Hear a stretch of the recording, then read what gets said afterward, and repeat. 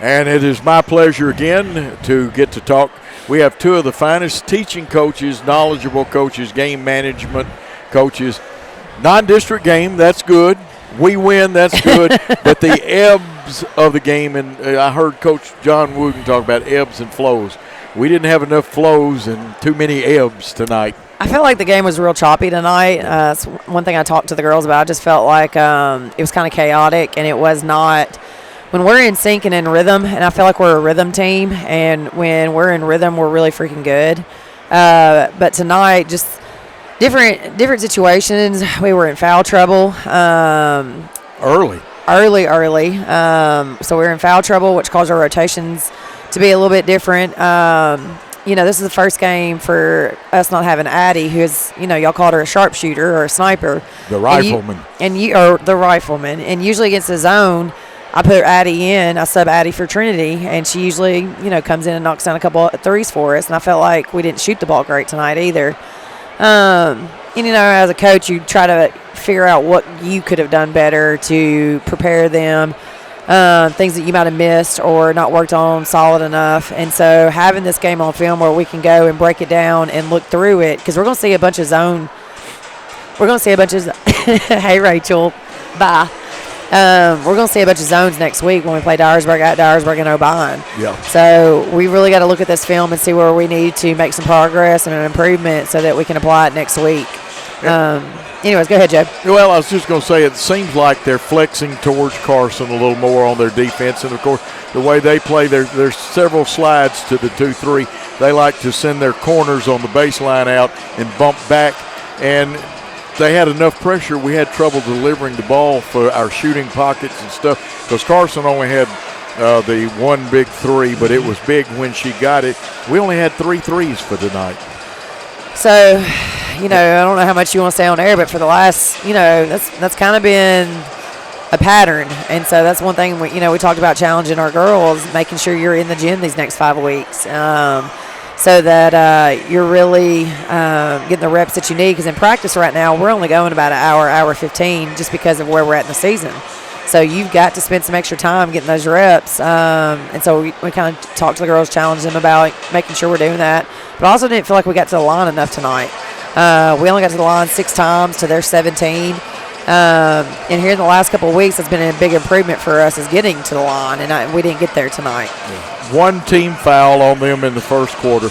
There was a slight imbalance, and I know I, as a coach, ref, you got to keep it even, and we can't keep it even, but the rotation, the way the triangle of the officials works, sometimes they just don't see things, and they can't. And right. It's frustrating as a coach, but you have to adjust to the officiating as a player. You do.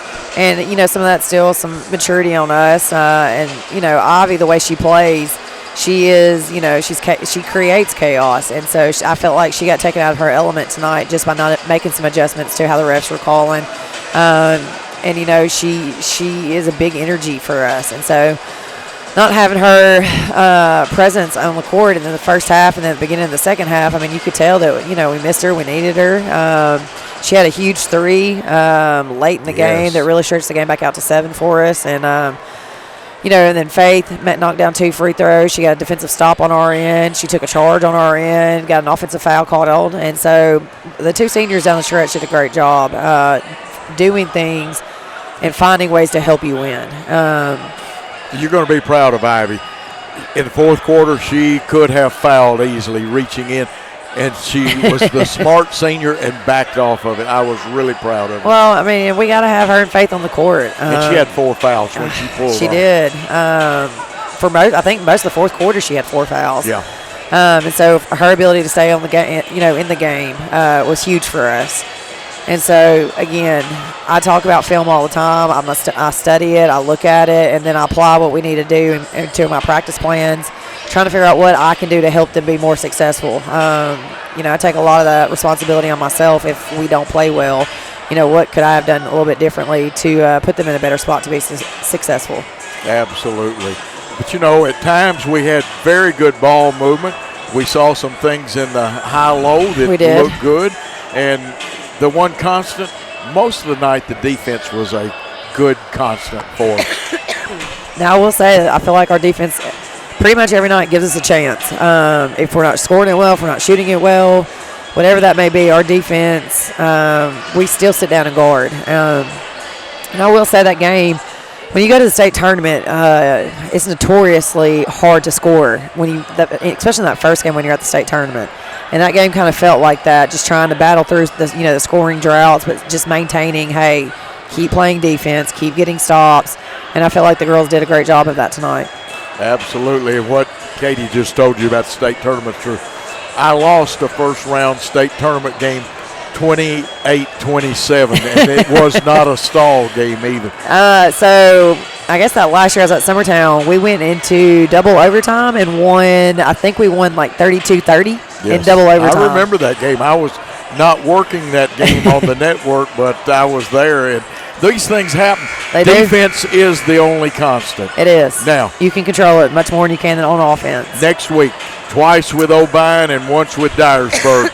Dyersburg game is one we want to go in, play hard, and play smart, play hard, and have fun. But it's a lot of pressure on the kids because we've got one loss, they've got one loss, but their win is over us. Correct. And we need that game. Yeah, I mean, if we could find a way to beat them, that would be another milestone for the program. If you look at our banner, we do not have a district championship yet, and so I would love for that to happen for these two seniors who have battled since they've been here, who battled all last year trying to get back healthy. So I would love for them to have that opportunity to put that number up there and say 25 for them, because that's the graduating year that we won a district title. Now, granted, they would much rather, get to the state tournament than anything else, but I just think it'd be a fun milestone for them to reach. Got about 20 seconds. Anything you want to tell our fans besides get there next week and support us?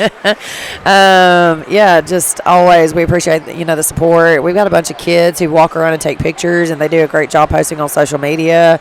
There's just a lot of support in this community, and so we really appreciate all the love that everybody gives to us. Yeah, I'll tell you, you take this as a compliment. Some of the fans where I eat my breakfast a lot of times said, Coach, you better be glad that Catie Embrey is so pretty because they don't notice how ugly and old you are. I doubt that. No, everyone enjoys listening to you, Joe. They like, hearing your color commentating. They never know what little tidbits you might throw in there or sprinkle in for them. So, no, it's great. You're very kind to say that. Catie, look forward to seeing you up at O'Brien. That's a long trip. Oh, God. But I'm going to see you first at Dyersburg, though. All right. See you Tuesday. Thank you. We'll get Alex back in here. Hornets leading by 5.